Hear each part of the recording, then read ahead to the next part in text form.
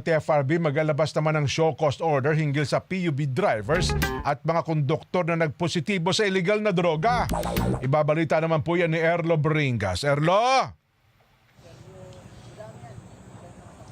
Magandang umaga ng Lunes, Kuya Jen. Maglalabas na ng show cause order ang pamunuan ng Land Transportation Office o Land Transportation Franchising Regulatory Board o LTFRB.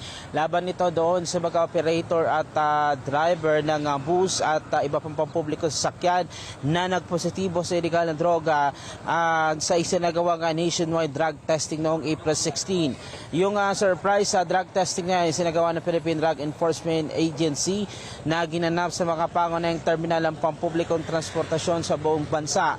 Sa tala ng ahensya, 86 sa 3,270 na individual ang nagpositibo. 84 ay mga driver ng PUB o Public Utility Vehicles habang 2 naman ay konduktor. Kabilang sa mga nagpositibo nga ang 13 bus driver, isang minibus driver, 19 na jeepney drivers, 47 na tricycle drivers, isang taxi driver at 2 motorcycle taxi riders at 11 UB Express driver.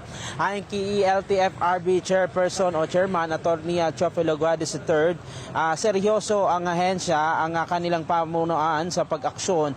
Laban po kasi yan sa mga lumalabag sa batas at naglalagay sa panganib ng kaligtasan ng publiko. Dagdag pa ni Guades, obligasyon din ng mga operator na tiyakin ang kanilang mga driver na mayroong physical at mental na kaayusan para sa pagmamaneho. Sa batala, maaaring patawan naman ng suspension o pagkakansela ng kanilang prangkisa ang mga nasabing operator na napatunayang ang kanilang mga driver o mismong tauhan nila ay nagpositibo nga doon sa illegal na droga.